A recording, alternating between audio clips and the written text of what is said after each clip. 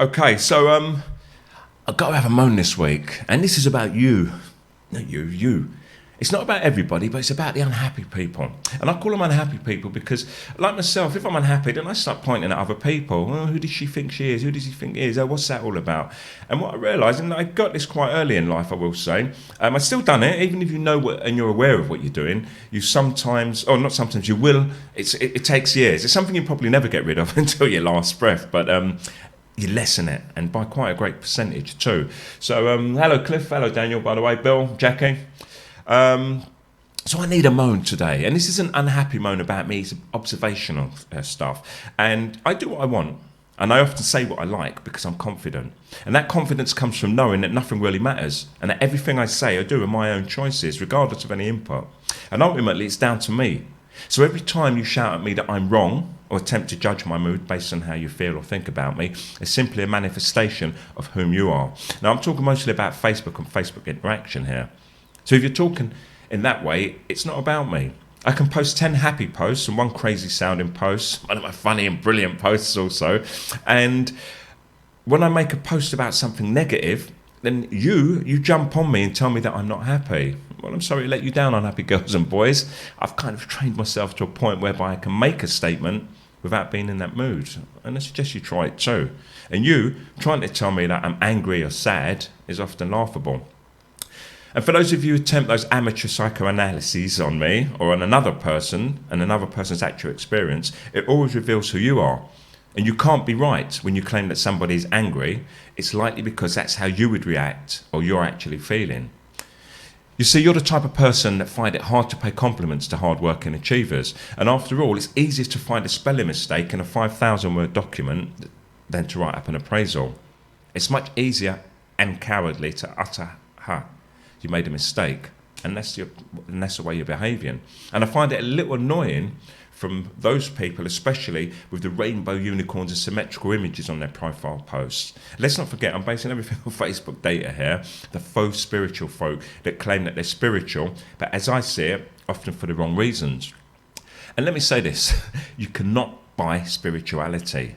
You can't obtain it from a book. Spirituality is who you are. It's what you are. It's not a chapter in your life. It is you in your entirety.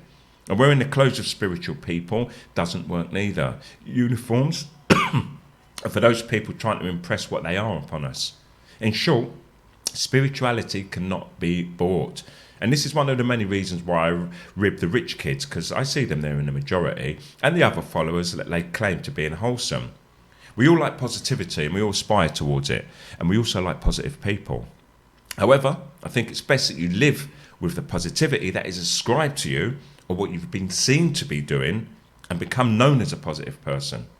Simply shouting out that you're spiritual isn't the way. Anyway, I hope you heal. Moving on.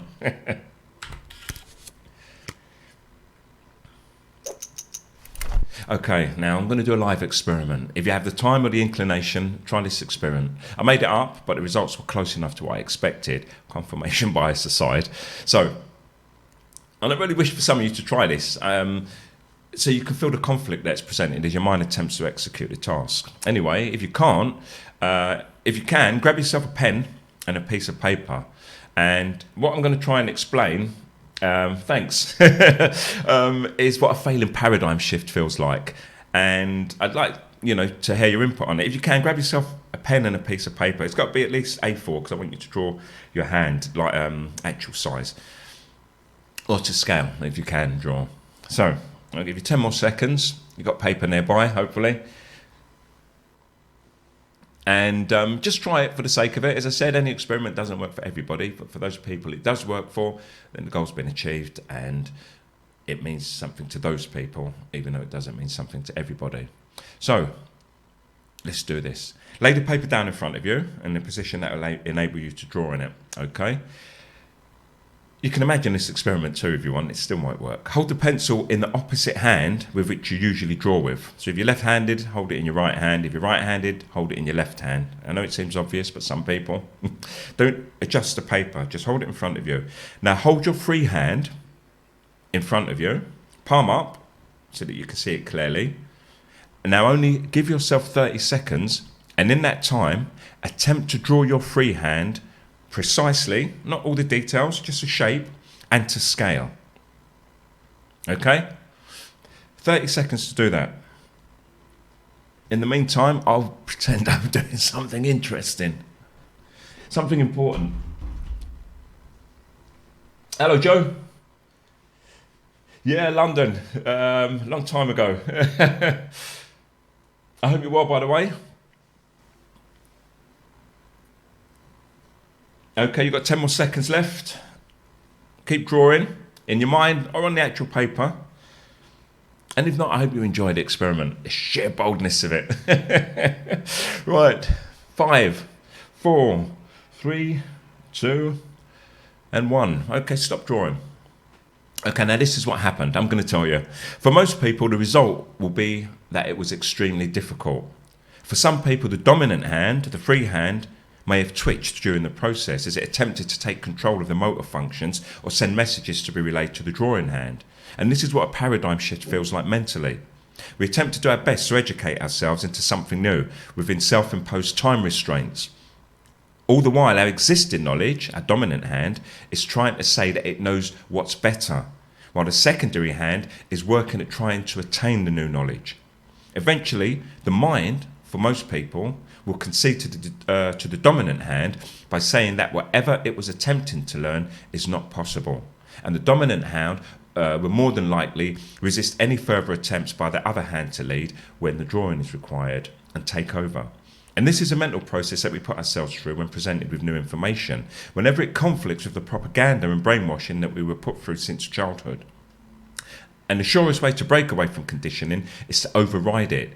Keep drawing with the other hand, regardless of what you already know. And I can't stress that enough. Keep drawing with the other hand, regardless of what you already know. And eventually, you will be able to draw with both hands. And it means that you're holding on to more than one idea at the same time on the same subject, even though you favour to opine on one over the other. And then you learn to ignore the critics who claim that you hold contradicting views. It's your mind. Fill it as you please. But be nice.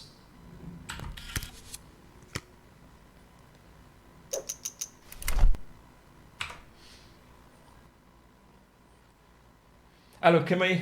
E to the Izzo. So, yeah, Phil, what's that? My wife Cat is doing this. My wife's cat? My wife Cat? Oh, your wife Cat. It's your wife's name. Look, punctuation helps. So, did she actually do it now? Because I think what people feel generally, I learned to use both hands, actually. I use my phone with my right hand, even though I'm left-handed, and I move it over to the left. I learned to smoke with my other hand. And it took me about 1.5 years to get really comfortable with my right hand. I'd done this about 10, 11 years ago. And I must admit, it was a bit wobbly at times. Your head's trying to function. I don't believe in the left-right brain, you know, it's really distinct parts. It's an entire brain. But you do feel a little shift as you're trying to adjust to doing things differently. Because if you lead with your left hand sometimes, I'm left-handed, then you don't only just reach with your left hand, but you also place your foot to maintain balance, and you may twist your shoulder, and you position your entire body. And if you start trying to do things with your right hand, you may try and grab as you would with the left, but you don't move the body in unison with it, and then you lose equilibrium. And this is much, in my theory, like the mind. You keep on doing things with your, left mind. I'm not talking about left or right side here, but, as a left-hander, say, and you keep taking information in, and as soon as you hear contrary evidence and you try to grab it with the other hand, which is the new way of thinking, the new information, it's difficult, and we stumble and we find it hard, and then we want to let go, or we think, no, I want to do this with the dominant side, meaning the knowledge that you already hold, and that's like cognitive dissonance. So what you do is you don't want to take the new stuff in. You say, oh, no, well, I've always known it this way. Or, well, no, it has to be this way because this is the way I know. And that's the whole point of that experiment. Hello, Amy. I hope she kind of felt what I was talking about. I hope you felt what I was talking about, Kat, about how your dominant hand may actually try to take control because your head's saying, it's easier this way, and how difficult it is to draw with the other hand, unless you're an artist or someone who's just very good at being ambidextrous, because we're all ambidextrous anyway. We're dominant with one hand typically, but we're capable of using both hands, and we always do, for equilibrium, for balance, for leaning against the wall, or as you're walking downstairs, or holding a handrail with the less dominant hand. maybe because you've got bags in the hand and so on. And we use both hands for almost everything, but one hand's more dominant, and we call the dominant hand the hand that we write with, which has a stronger motor control and maybe acts more rapidly as well, to fires more rapidly when you have to respond to things, or the foot that you kick a football with typically, or any ball, or somebody even. OBG.